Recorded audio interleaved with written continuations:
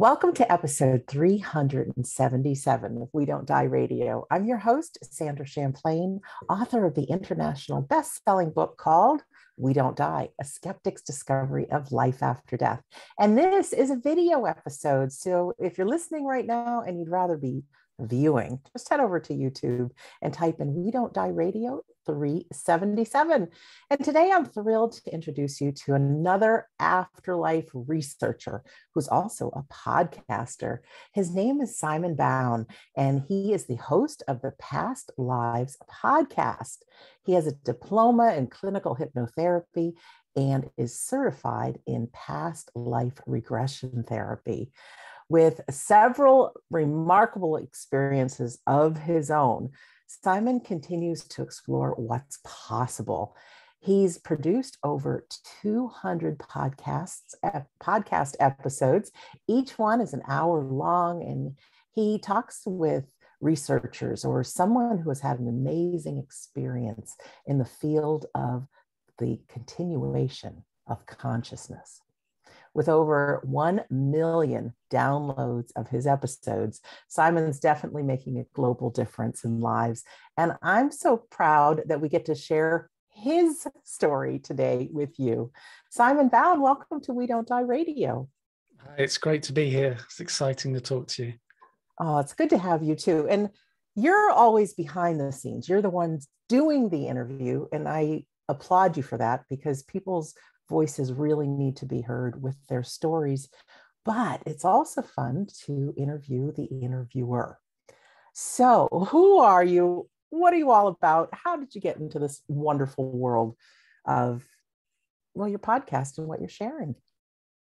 Well, I've always had a fascination with the afterlife and the supernatural things. When I was 10 years old, I'd go to the local public library and get all the books out, whether it was about ghosts or Bigfoot or UFOs. But over time, as I got older, more mature, perhaps, I went into really being interested in the afterlife. And it wasn't so much about ghosts and that kind of creepy stuff. It's more like about survival after death and consciousness and how that works. And I ended up in the late 80s, I was going to the College of Psychic Studies in London, but I wasn't a student there. But what they had was they would teach mediumship and psychics and channeling and all sorts of things. And you could go there and just pay a few pounds and sit with the students, and they get to practice on you. And sometimes you pay a bit more and you sit with the teachers. So I would go there regularly, and I went there a lot. And I sat with a channel, and somebody took me through a past life regression. And I sat with mediums and psychics, and it was so fascinating. And it's almost like, you get the buzz for it. It's exciting, and you want to keep going. And I remember there was a medium there, and she kept on saying, there's somebody here called George wants to talk to you. And I was like, I don't know anybody called George. And she says, okay. And then we carried on. And then 10 minutes later, she goes, no, George is here. And we left it because I don't know a George. And I got home and I said to my mum, somebody called George was trying to talk. She said, George is your granddad. And I'd only known him as granddad, and he died when I was 5 years old. So I didn't really know him that well. And it was this, it's one of those tiny little kind of verifications that, if the medium can give you information that even you don't know yourself and it's later verified, this is the kind of stuff that's so exciting and can push you down that path, a spiritual path. And some people, I think, get huge hits on their spiritual path that they can leap forward. Maybe it'll be a near-death experience or something, but then there's lots of us who have lots of little baby steps along the path, but you're still on a spiritual path, and it can be quite powerful and it can change your life. And so I've had other experiences where I've had sort of precognition a couple of times with psychic things, and some weird stuff happening with feathers that was just stopped my mind when it happens, and even seeing UFOs. And so I think some people are kind of open to it and tuned into it, and other people are not so much. And it's not something that some people just can't do. I think everybody can get into that mind space and can make that connection. And that's something I do with past life regressions, is taking people into a past life regression through hypnosis. Everybody can get there. Sometimes you need a little bit more work. Sometimes you don't. It depends on your frame of mind. But some of the past life regressions have been remarkable. And some of the ones I've experienced, people taking me through them, it's just so powerful, the emotions and feelings that come through. And even little bits of physical feeling, you can feel almost the clothes that you were wearing in that past life. And I had in that session at the College of Psychic Studies, I went to this past life and I saw myself, first of all, as like a 6-year-old girl in a park. And I had bare feet and I could almost feel the grass between my toes. And I was lying back on that couch and I opened my eyes just a little bit. And it was like where my knees were, I could see these little feet, little bare feet. And so it was most unexpected, and went on through that life to see all sorts of different things. So over time, I was taken through past life regressions, and I read so many books and I had my own experiences. And I was started to listen to a lot of podcasts, maybe 10 years ago, 12 years ago. And it was over time that I started to feel like, I could do this. Because one of the things on another part of my life is that I'm a bass player, and I've done a lot of recording and a lot of home recording, even back in the 90s with software. Wow. So, when it comes to recording a band, there's so much involved with the guitars and the bass and the drums and the vocals. Recording somebody talking is a piece of cake.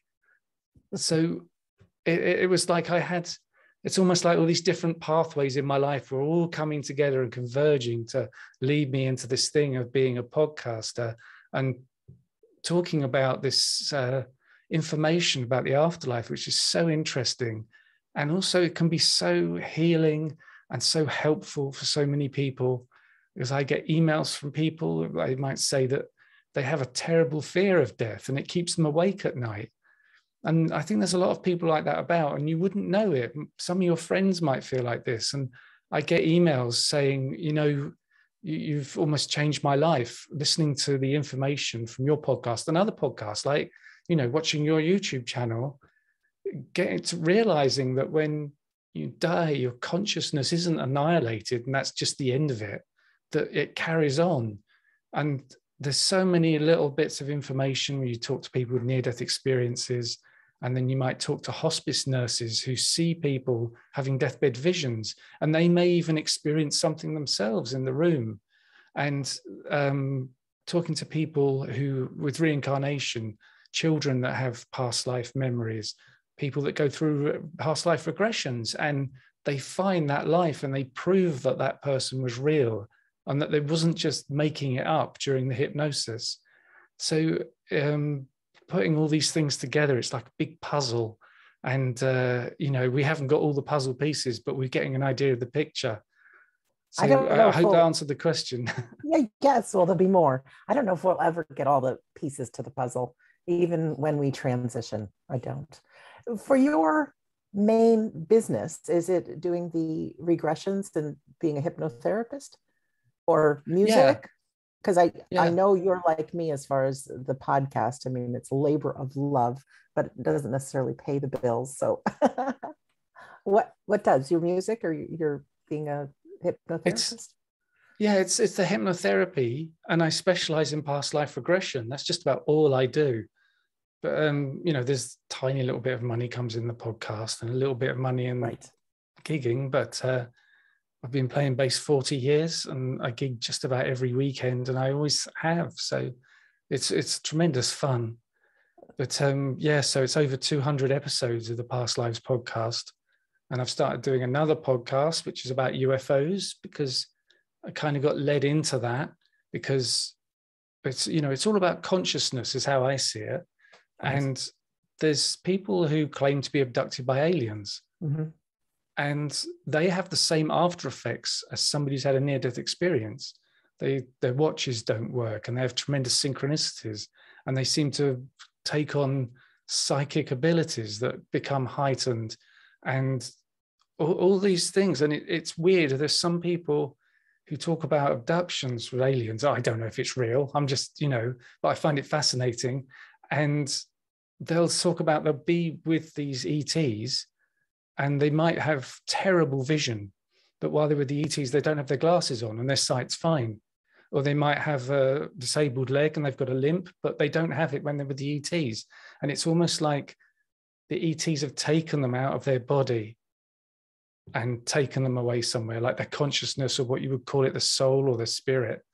And that sometimes people will complain to the ETs, why are you doing this to me? Why are you taking me? And the ETs will say, you agreed to this before you were born. Your soul agreed to have this experience in your life.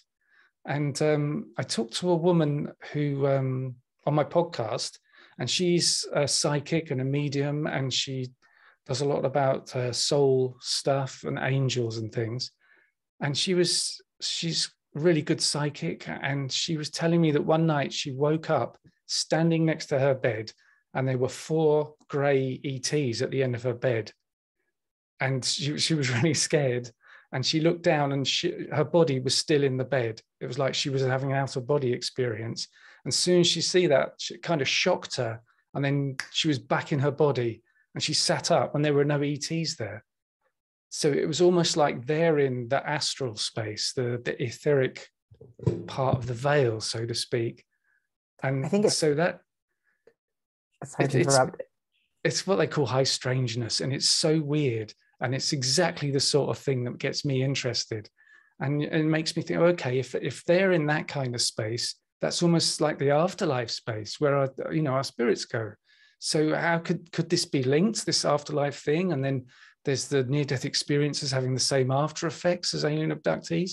And Whitley Strieber, who's, the author, he had a big book out in the late 80s called Communion, which had the face of an alien on the front of it. And he talked about being at his cabin in the woods and the ETs would show up and then dead people would show up. He said like the spirits would come into the room. And so I don't know if he's telling the truth, but it's that thing for me. It's a magnet. It's like, I've got to know more. I've got to hear more about this. So I don't know what question you asked me. I'm just rambling away here. I'm sitting on the edge of my seat. I've never heard that about the after effects. Not that I follow any people that have said they've been abducted by an alien, but I think those after effects, it's really interesting and points to something. But I also feel whether you're playing your guitar or whatever you're doing, it's essential for all of us to follow our passions. So whatever that may be, we'll support you on. Absolutely. But can we go back? What were your experiences with the feathers, if I might ask? Because people are always looking for good reasons to believe in the afterlife. And sometimes people, they disregard some of the signs that are right there in their face. You want to share about that? Yeah. So I was recording an interview with a lady called Teresa Chung, who is a best-selling author over here. I don't know if you've heard of her. And she writes books about angels and mediumship. And they're fantastic books because it's lots and lots of stories from ordinary people telling these amazing things that happen. So it's one of the things I love about having guests is when they tell these stories. So I was talking to her about angels and I was saying, yeah, but what are they really? Because there's this idea of angels with huge white wings in a gown and holding a harp. And she said, for some people, they're just like an energetic being or a soul or a spirit just like us, but they have a different job. And maybe they've never been on planet Earth and they're guardians and they look after people. And sometimes you see a feather and that's a kind of a sign they're giving you that they're around. And so I was like, yeah, okay. And I didn't know what to think of it. I didn't think much of it. The next day I'm walking down the street and I'm thinking about exactly what she's saying about the feather, and this white feather just floats down in front of me. And I picked it up and I looked at it and I thought, oh, that's odd.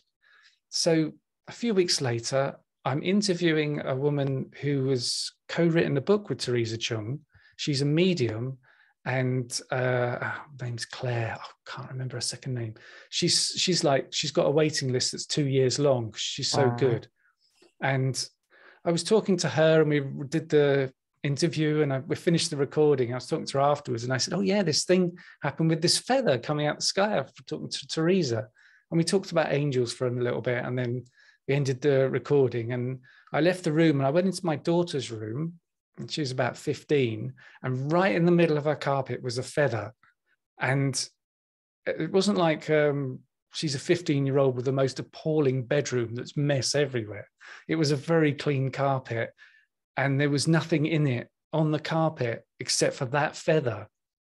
And I'm thinking, well, you know, it's like it's building up. I talked to Teresa about it, a feather comes. I talked to Claire about it, and there's another feather just appearing at exactly that moment. It's a coincidence, it's a synchronicity.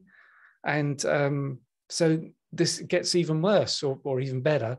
I went to see this medium who is local to us. Claire recommended her because she's really good. And this was before COVID. And she didn't know who I was when I booked it. She didn't know my name or anything. So she didn't know anything about the podcasting that I do or any of my experiences. And we sat there for an hour, and she did some great stuff, you know, some real evidential mediumship. And then at the end of it, she said, "Well, how did you hear about me?" And I said, "Well, I got this podcast and Claire recommended you." And she said, "Oh yeah, Claire, she's great." And I was talking about, oh, this thing with feathers, and the feather appeared, you know, and she said, "Well, look down at the floor." And I looked down, there was a feather on the floor in between us on this clean carpet. Now, we've been sitting in these armchairs opposite each other for at least an hour, and that carpet was clear. There was nothing there. And when I started talking about feathers appearing, a feather appeared. And so it was like the first time, the second time, it's like building up layer on layer. And it really compounded this thing. And when that last feather showed up on that carpet there, I was just dumbstruck, because it was not there. And neither of us got up from the armchairs. Nothing was moved. And where did it come from? And it's the strangest thing. And that is when my brain just stopped. I just could not work it out. And, you know, maybe it was stuck to the bottom of my shoe or something. But the thing is, even if it was and it fell off, the moment it appeared, it seems to me it's like it's got some meaning. There's something to it. And I almost imagine angels, they're like, what do we got to do to get through to this guy? They keep putting feathers down. You know, when's he going to take notice? So that was the thing with feathers. And before that, because I'm not religious at all, I never have been. And so this thing about angels didn't quite sit with me. But now it's something, it's like Teresa's description of them, where they would be energetic beings, perhaps like us, who are souls, spirits or something, and that they have a different role in the universe. And that kind of makes more sense to me than sort of people in gowns with big white wings. Wow. Yes. We have to pay attention, because I feel whether it's the spirit world or your life's purpose or whatever, it keeps knocking at your door, it keeps showing up. The signs do show up. I want to talk about the name of your podcast. First of all, Past Lives Podcast. There's two sides of the coin. There's a lot of people that believe in reincarnation, and, you know, it makes sense that we would be recycled like everything else and have another chance at it. But some of the greatest schools on mediumship talk about when we go, we just continue on in the afterlife. And, you know, to me, it doesn't matter what side of the coin people believe in, because it all lends true to the afterlife being real. Absolutely, it does. And maybe people are mediumistic and can tap into the other side of someone who has lived. But by being a past life therapist, there is a profound difference that the therapy makes in people's lives. So maybe if you want to talk a little bit about why you believe in past lives, and also the difference the therapy can make, whether people believe or they don't believe. Yeah, so I've had some great guests on the podcast. There was Jenny Cockle, who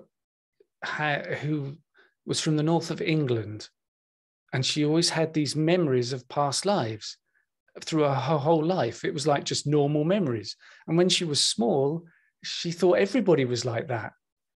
And then, sometimes you can read about or watch documentaries about children with past life memories, and they get to the age of 7 or so, and they just start to forget. And a few years later, they've just forgotten all of it. But she's remembered all of it, and she's in her 50s, and she still remembers all of it. And so when she was in her 20s, 30s, she started traveling to this part of Ireland that she remembered, this town north of Dublin called Malahide. And when she went there, and she was a guest on my podcast, I talked to her about this for over an hour. So you can, there's a little plug for my podcast. And she went to that space, and she knew her way around the town, like, because she just remembered it. And she knew where the butcher's shop was, and the butcher's shop was still there. And she said, oh, they've knocked down those buildings, and there used to be like a movie theater over here. And she took the shortcut through the field to where her cottage was, where she lived with her children. And it was now a mess. It was falling apart. And she worked out, she did the research, because she didn't know exactly the names and dates of things. She knew her name was Mary. And she tracked down the woman that lived in this cottage, the children, and she found the children. And she went and talked to them. And the documentary was made about this because it was so clear. There's no way she could have known these people. And she talked about how she died young when they were still children. And she remembers being in the hospital bed when she died and what happened at that point. But she would talk to she first of all contacted them and talked to them, and didn't tell them that she thought she was a reincarnation of their mother. But eventually she got to know them a bit, and she told one of them. And she was talking to them, saying, I remember this time in the back garden when you were small and you found a frog in the frog pond, and your brother came over and there was a fight and the frog died. And the man was like, no one could know that. That's not like that would be on Facebook or something. And anyway, it happened in the 1930s. How could she possibly know something like that? And then she had another story and another story, and she talked so much about that period that even though these people are much older than her, they accepted her as their reincarnated mother because they just could not explain it any other way. And she remembered her life as a boy in London in the Second World War who got run over by a truck. And she found that family and the brother in that life. And she remembered her life in Japan.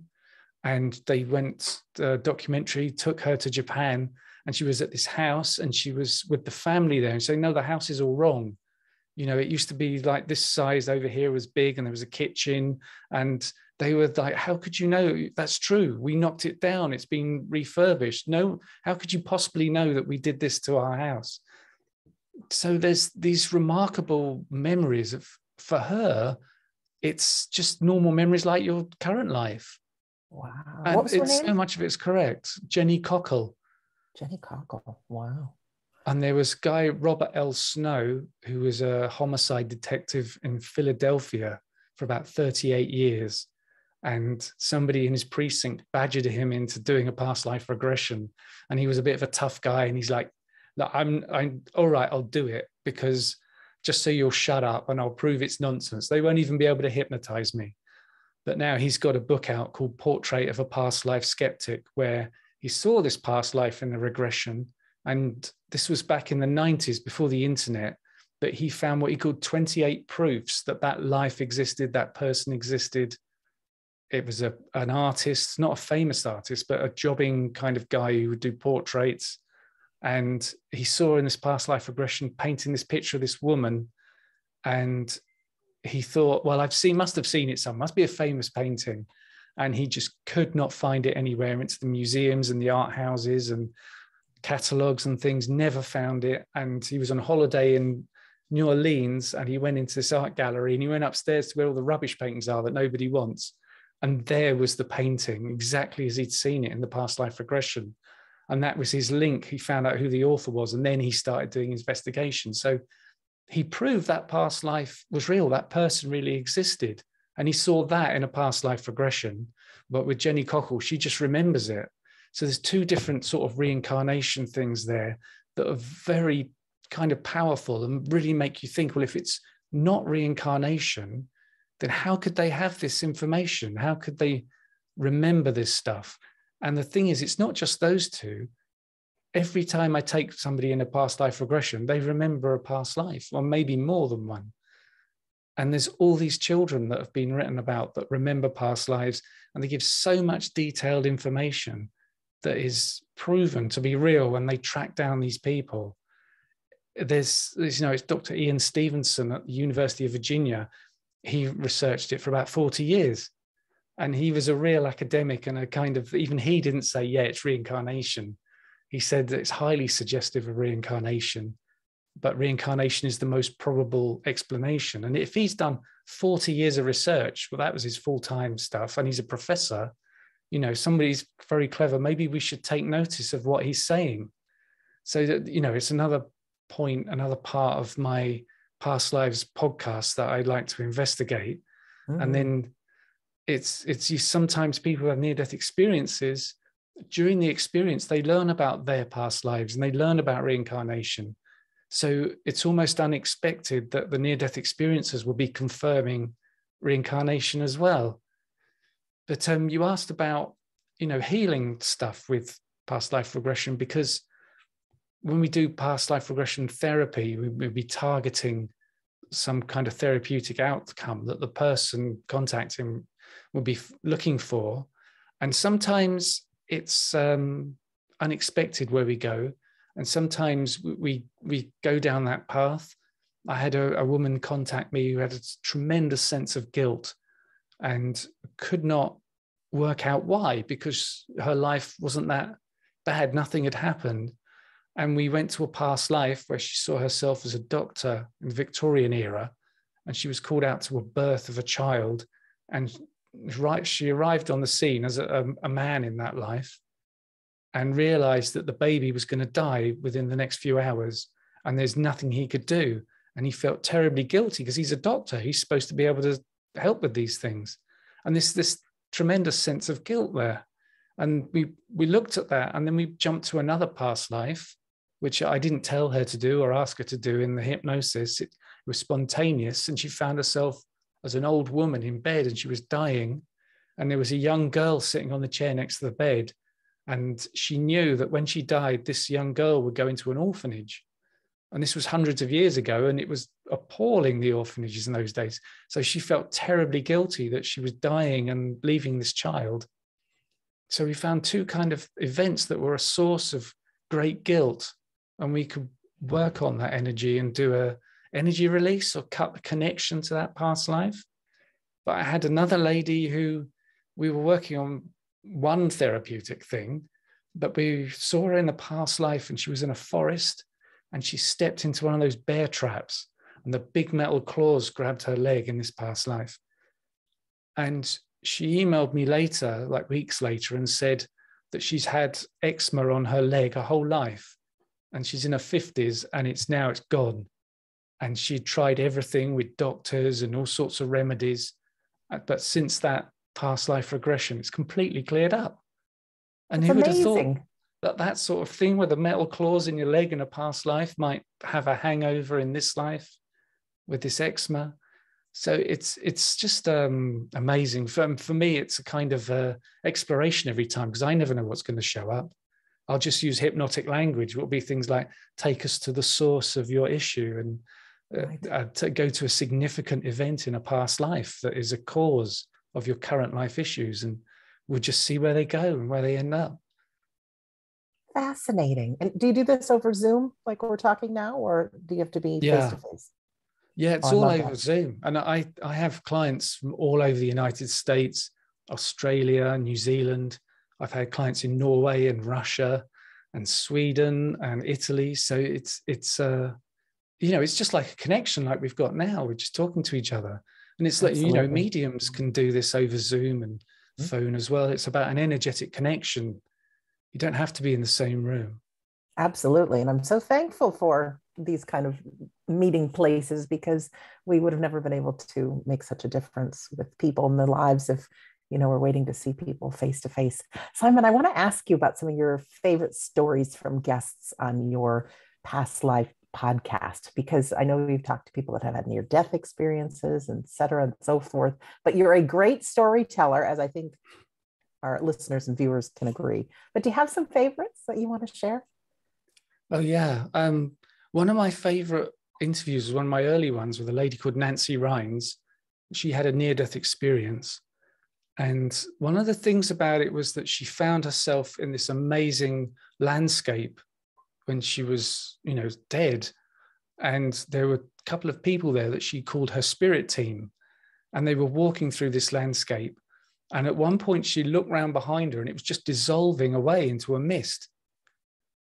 And they said to her, oh, this is all, constructed for you for this near-death experience, this whole environment, this incredible landscape with the mountains and the forests, that's just for you for your near-death experience. It's just what you need. And that's something I find lots of people who have near-death experiences, it seems it's particularly tailored just for them, to give them just what they need. But I'm also fascinated by synchronicities, because there seems to be something happening there that's weird. It's more than just coincidence. And I talked to this lady called Sharon Rawlett, and she's written a book on the afterlife, and she's written a book on synchronicities. And the thing that got her started was she was in the USA and she was going shopping, but she lived in France for 3 or 4 years. And she sat in the car with her friend, and they'd never been to these particular shops before. So she picked up her phone to get the map up and to work out. And the phone said she was in this village in France. And that, that can't be right, because she's in the USA. So they restarted it all and kept on saying, no, you're in this little village in the middle of France. So they had to use the friend's phone. Now, she found out later that her ex-boyfriend was in that village at that exact moment, and that he'd never been there before or since. And so there's some kind of weird, like an energetic connection like we're talking about, but the synchronicity of it and how it affect technology is just amazing. And it's another thing with technology. It's like phone calls from the dead. You hear those stories. And there was a guy on recently who told me about a doctor he knew who was going to see a friend, and he didn't know it, but the friend had died in a car crash that morning. And they knew the time of the crash. And he came back to the hospital later, and his assistant said, oh, there was a phone call for you from your friend. And she didn't know he died. And they worked out that the call came in 15 minutes after he died. He rang up to leave a message, which was just to say, I'm okay. So that was, that's a really weird technological connection that's coming through. And it's like I heard a lady who had a text message from her mum or her dad. It was something about tax, and they needed a tax code. And the text message came up and it said, this is the tax code. And it was from her dead father's phone account, and he'd been gone a few weeks, and they put the code in the computer and it all came up and it worked. And then she went back to the phone, the text message wasn't there. And that's wild. Yeah. And, it's like you were talking about the signs that you pay attention to, little signs that show up, but some of these can be so obvious. And it might make you feel a little angry in a way, because, well, if you can do it on the text like that, why don't they all text us? Or why don't they all give us a little phone call just to say, yeah, I'm okay? But I imagine for them, it's, in the afterlife, you're a spirit, it's very hard to communicate with us in our space. Otherwise, it probably would happen a lot, wouldn't it? Mm-hmm. And in time, there's a lot of people working on different things. And I feel that our loved ones are with us. I feel, and you probably do too, that, our life does continue on the other side. So it's not like they have nothing better to do than be by our side 24/7. But the thing is, if we're in a time of difficulty or stress or something like that with the taxes, they might say, there's got to be a way to get this information out. Let's try this. Let's try that. And there have been some amazing things that have happened with technology. Oh, I love those stories. You got any more? Or you want to talk about what you think the big picture is, Well, I've got an idea. I'll just show you my mug. I'm going to get my mug. This is my Past Lives podcast mug. And you can see on there, it's like a little die. It's almost a tree trunk, and there's all those leaves. Yes. It's this idea that the tree trunk is the soul, or your soul, and each leaf is a different life. And just as a tree's got all those live leaves on it at one moment, your soul is experiencing all of your lives in the same moment, because in the afterlife space, there's no time. And so everything happens in the now. And that's one of the reasons you can connect to your past lives. And that's also a thing where you as Sandra, when you die, you remain Sandra, and you remain in that space. And your soul will send another part of itself, another little percentage, into another life. So when you die, you stay in the afterlife. It's not like Sandra is reincarnated and there's no Sandra left in the afterlife because you've gone to the next one. You'll always be there, your essence and your consciousness. That's because your soul is just so, I think it's something we can't really imagine. It's so big and so not powerful, so much energy. So you have all those lives. And there was a guy I talked to who had a near-death experience, and he nearly drowned at sea. And he says he remembers coming back to his body and looking down on it and saying to these spirit guides with him, it's like, I'm not going to fit in that body. Look at the size of me. That body's way too small.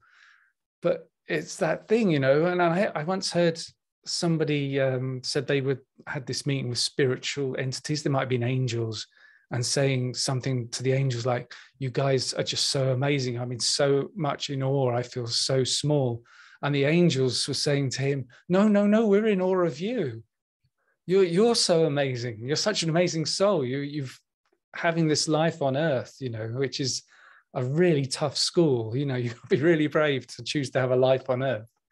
So, there's that idea is, somebody else called it a kind of an octopus analogy, where, the head of the octopus is the soul and all the legs are the different lives. And they even talked about different universes. So there could be 10 Sandras alive at the moment, all having different lives, but in some way you all affect each other. And he talked about maybe Sandra in one life will die and they'll come and join you. They won't go back to the soul or the head or the tree or the trunk. And it might be you suddenly think, oh, you know what, I'd quite like listening to classical music. And that's because the other Sandra really liked classical music and they were bringing that into you. So there's all sorts of ideas, isn't there? And it's all so amazing. And even though I've done more than 200 episodes, I still don't feel like I've scratched the surface of finding out what's going on. So it's a thing of, like I said before, when you have all those puzzle pieces and you're trying to work out what the picture is, I don't limit where I'm going to go and try and find out more. There was a thing when I started out, and I don't know if it was like this for you, when there were certain things you would think of were like, no, that's just too crazy. That's too woo. I'm not really interested in that. And I don't think I'll talk about that on my podcast. But over time, you start to think, hang on a second, there might be something real about this. There might be something going on there. Like for me, it was angels. For some other people, it might be this UFO thing, and how the UFO researchers now are getting much more interested in consciousness and this idea that ETs are not just like spaceships like Star Trek or Star Wars. They're not scientists coming to the planet to investigate. There's something much more spiritual going on. It's just so difficult though. And you like the guy I was going to interview today had these weird experiences, being taken to other places and coming up with this space where he was in front of kind of what he called the council. It's like the council of elders. And sometimes people go through past life regressions and they go into that space between lives and they come to the council of elders who are kind of your spirit guides, and they talk to you about like a life review, which is almost like when a near-death experiencer has a life review. So you see another little connection there. And it's all these different things and different paths coming together. See, I'm rambling again. I love it. I love the rambling. I so love your mug with that picture because, well, first of all, again, I don't know if we'll ever know all the answers, even when we get over there. Our soul is so powerful and so miraculous. Who knows if we'll understand it. But I love the tree trunk because, there have been people that have been frightened, people that have lost their children thinking, will I ever see them again? Or have they reincarnated? And, if it all happens, it is very comforting to know. And I do believe that we can be in two places at once. I absolutely am aligned with that. But I don't want anybody to feel like when you transition that your loved one is already off, gone somewhere else. We are so very powerful. Wouldn't you agree? Oh yeah, yeah, yeah. And I think that when we pass on, we will stay there. We'll be there. And I was talking to I've interviewed so many people. I forget their names. It's terrible. But this guy who's had this connection with his son Jordan, who died, and the connections got stronger and stronger. But over time, Jordan's personality has changed slightly. It's like he's become more mature and more knowledgeable and become more part of the soul. And he's almost become the teacher. Whether, your father's the teacher, but he's now. And one thing he told his dad is that he has reincarnated already, and that there's a small child somewhere else in the US where that's kind of him reincarnated. But, he's still communicating with his father, and his father's still writing these amazing books about it. So it's not like his son just disappeared and it's because he was reincarnated. Well, when you look at how many people live currently on planet Earth, there's, what is it, 8 billion, something like that. And just 50 years ago, there was 4 billion. So if it was just the classic case of reincarnation, there'd still only be 4 billion. However, I like this thought of part of me's here, part of me's there, because there has been an explosion in souls, each one of us with a different personality and different experience. So no matter what, I think we can all trust that we go on. We really do. And as far as the UFOs, just yesterday, Simon, we have a free Sunday service that we do online on Zoom. And we have a medium demonstration as part of it. And there's always a theme. And so the theme from yesterday was a view from above. It was really looking at life from a bigger perspective. But all the music I had was like Star Wars and outer space. And I did a reading just really talking about the vastness of the universe. And I mean, our brains can never get that we live in a never ending universe. And there are just trillions and trillions of galaxies and stars and planets and things. So, I'm open. And I think as long as each one of us is following our passion, we absolutely cannot go wrong. And even just coming from this time of COVID, if it can teach you just to be present and be with the people in your life and focus on what matters and what lights you up, and you can't go wrong. There's not one way that's the right way to do life. It's your way. Yeah, yeah. I've had just a few rare times where I've taken people into past lives, and it's spontaneous and it's an exploration, and I don't know where they're going to go. And we get into a space, and I might say, okay, where are you? First of all, what are you wearing? And they've gone to, it seems like another planet, and they're in an alien body.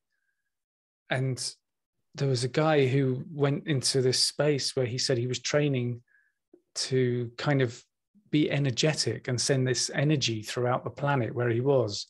And there were lots of these kind of aquatic beings, and some of them had that role to be these people who provide great energy to the planet, and that he was training to do that there, and that he's now come to Earth to do it here. And this is his first life on Earth. And it's so weird, and I don't know what to think of it, because if this detective can find a past life and prove it was real, and other people do that, and I've even had little things of that myself, then what does that mean when they go to a past life on another planet? Does that add some weight to that idea and that past life, that maybe that really did happen? Because they don't describe human bodies, and they don't describe planet Earth when they go to these places. And it's just fascinating. And when I was I told you earlier, I was that child in that park, and it was a weird park in London because it was on such a steep slope. You know, when they were building that area, I doubt town planners would look at the slope and say, "Yeah, that's a great place for a park," you know, because it wasn't that great. And so it's quite a unique park. And I found it a couple of years later. I was in a part of North London I'd never been to before. And there was that park exactly as I'd seen it in my past life regression. And the houses all around the park were exactly as the houses that I'd seen in that regression. And so that for me, that was a little verification that something's coming through from somewhere. And it's like with near-death experiences, when people see things while they're dead and they're later verified, that shows that their consciousness continued while their body, the heart had stopped and the brain was flatlined. The consciousness was continuing. And so when they talk about how they see something, I've got all sorts of stories of like this, when they see something there that was later proved that they were correct in what they saw, then when they talk about the afterlife space, when they meet their dead loved ones and they see the angels or the spirit guides, that kind of lends weight to that side of it as well. And they talk about near-death experiences going through a tunnel and going to these places, but only 15% of near-death experiences go through a tunnel. It says other things happen. But do you want me to tell you a couple of those verifiable near-death experiences? Yes. There was a guy who was in a city and he hadn't been there before, and he was in an accident, and they went into the emergency room and he died in the emergency room. And during the resuscitation, he floated up out of his body and he went through into the floor above in this hospital he'd never been in before. And he looked at all these beds and they were like shop mannequins in the beds. All the lights were out, this big ward. And he thought, this is mad, shop mannequins in the beds and all these computers on desks in the middle. And so later, when he was resuscitated, he was telling the nurse about this dream he had. And the nurse said, no, that's our training ward. The mannequins are special medical mannequins. We practice CPR on them. And the computers is where we sit when somebody's training us and we're sitting there working things out. So he'd never been in that hospital before, and he saw the ward exactly as it was. But they knew he was dead because they had him hooked up to all those devices. They knew his brain had flatlined and his heart wasn't stopping. And they were doing the resuscitation. And there was a study done with near-death experiences where they had a control group of, say, 30 people, and then they had 30 people who had a resuscitation, and they asked them to describe the process. And the people who had near-death experience were far more accurate than the control group. The people in the control group were kind of describing what they'd see on TV or in a movie when it's all this dramatic stuff, but the NDEs were far more accurate. But there was another guy who he died on the operating table, and he was floating above the body and he could see through a window. There was a nurse on the telephone. And he said it was like that. He was with us instantly. And she was talking to her husband in an apartment, and he was listening to the conversation. And then suddenly he was in the apartment with the husband. And he had a look round and he noticed the husband was wearing these really weird socks. He said they were like child socks with these funny pictures on them. And so he was resuscitated, and he talked about how the nurse and the conversation, and they found the nurse and she confirmed the conversation. And then the surgeon went with the nurse to this apartment, and it was exactly as he described it. And the surgeon came back to the hospital holding those socks exactly as he described them.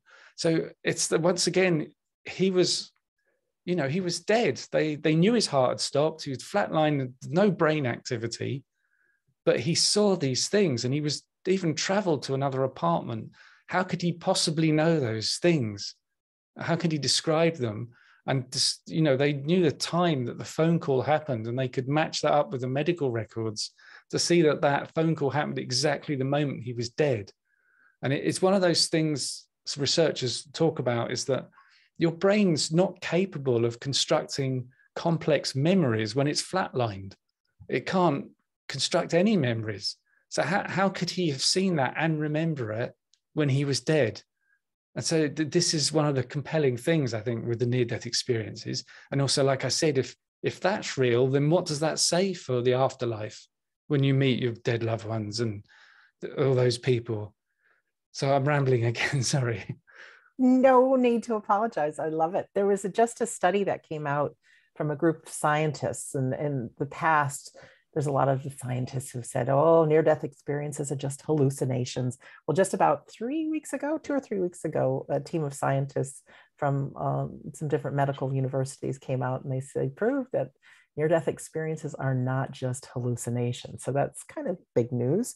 And I was just researching Dr. Jeffrey Long yesterday, who is Yeah. a doctor, and he has researched, I think, something like 2,000 or 4,000 near-death experiences, and he's got the website nderf.org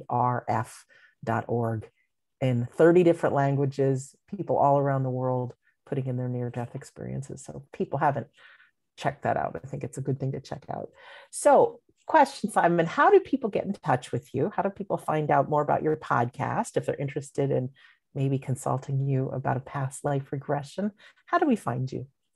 So the Past Lives podcast it's on Amazon and it's on Apple and it's on Spotify. And I think when I started out, I went bananas and I managed to register with maybe 30 podcast apps. And it's also on my website, which is pastliveshypnosis.co.uk. But, if you find my podcast, I always put the link to my website in the show notes. And on the booking page on my website, there's a calendar and you can go in and choose a date and time that suits you. And you can book a consultation call, and that's free of charge. So you can call me for 20 minutes on Zoom and we can talk about doing a past life regression. And it's a thing where some people just want to do it like as an exploration. They don't need therapy. They just want to see what happens and find out about their past lives. And that's something that what I always do is towards the end of the session, as we go through the death of the past life, which is very rarely traumatic. And we can go to this point where we ask the spirit guides to come forward, which they do most of the time. I can't guarantee it. And you can ask them all sorts of questions. Why have I incarnated this time? Am I on the right path? All sorts of things. And you can give me questions to ask them as well. You don't have to go with the ones I've got. So so the Past Lives podcast is on all the apps, and my website has the booking page. And my new podcast is called the Alien UFO Podcast, where I've done, I think, nearly 20 episodes. And I have a podcast episode that I put out on Thursdays that I call Paranormal Stories. Because when I have a guest, I read their book, because all my guests have books, and I read the books, and that's where I get the questions from. I read the book and I think, oh, that's interesting. I'll ask them about that. And then I thought nobody ever really gets to know as much of the book as I do. So I asked the authors, is it all right if I read out part of your book? So every Thursday now, I read a 10-minute section from these guests' books, and you can see what they've been saying. And you can see how great these books are. And I've been so lucky to have so many great guests with these books. And not only do I get to read the books, I get to interview the author and ask them all about it as well. And it's almost like, there's all these teachers, and I'm getting all these lessons all the time from all these people, and, building up this knowledge. And so hopefully maybe I've gained some knowledge of all this stuff. I think you have. Simon, what last words would you like to share with people? This might be their first time hearing from you, and I'm sure it won't be the last, because people will definitely seek you out and listen to your podcasts, both of them. But what final words do you have for us all? I didn't know you were going to ask me this, but the one thing that first springs to mind is when I go to the end of the session, I take people through the death and we get to this afterlife space, and their spirit guides, when they come forward, what they always say is no one is alone. And what so many of the people say is that they feel this kind of unconditional love from the spirit guides, and that they only want what's best for you. And that they just say, if you need help, just ask for it, because we're always around. And I have had guests on my podcast and they said, well, if the spirit guides want the best for you all the time, and they're always around, they see you're in trouble, they just help. Why'd you have to ask? And they said, it's about free will. They won't step in unless you ask them to. So that's what I'd say. You know, ask me to say something for everybody. Remember that your spirit guides are around. They're on your side. There's unconditional love. And if you need help, you should ask for it. That's what I'd say. Oh, Simon, you have been a fantastic guest today. You have. You haven't rambled. We love hearing your stories. I can speak for everybody. I'm certain of it. And what I really heard in your voice is passion and excitement. And it just seems like you're a kid at Christmas opening presents with all these different people you get to interview and the different topics you're studying. So thank you for being our guest today. That's been great. It seems like it's only been 10 minutes. Doesn't it though? That's how good conversations are. And I'm so proud of you, and I'm grateful because you've interviewed me, I've interviewed you, and we just get to share what we love. And for our listener or our viewer, however you're watching or listening, our home base is wedon'tdie.com. There you can now find 377 episodes of We Don't Die Radio, as well as my newer podcast on iHeartRadio called Shades of the Afterlife. Whereas We Don't Die Radio, we talk to one person. On Shades of the Afterlife, oh, you could get a little news. We could talk to several people. It's different. It's wonderful. There are some commercial breaks in that one, though, because it is hosted by a large organization. Also, we do offer a free Sunday gathering, which is no cost to you, but loaded with inspiration and joy and a medium demonstration. We also hold lots of online classes and medium demonstrations and just so much more. It's nice to be part of a community. And also at wedon'tdie.com, if you click on the top of the page, there's a place that says Facebook group. And we have over 6,000 members. And it's a really good place to talk about your interests. And not only that, I think one of the things that has joined many of us together is we have experienced grief. So as much as we want to have evidence of the afterlife, I think it's also important to support each other, and not just through grief, but also how to have a good life while we're here. So in closing, my name is Sandra Champlain, and I'm always so grateful to be your host on We Don't Die Radio. I do believe that life is an education for the soul, and that your life here on earth is important. I'm really left with Simon's mug with that picture of that trunk and that just universal divine soul. And you never know what leaves are dropping where and where you're continuing to learn. So be present in your life, follow your passions, know that you are loved and surrounded by a whole team of people that love you that you may not be able to see, and they are there to support you. And we just need to ask. So I want to thank you for listening or for watching, and we'll see you soon.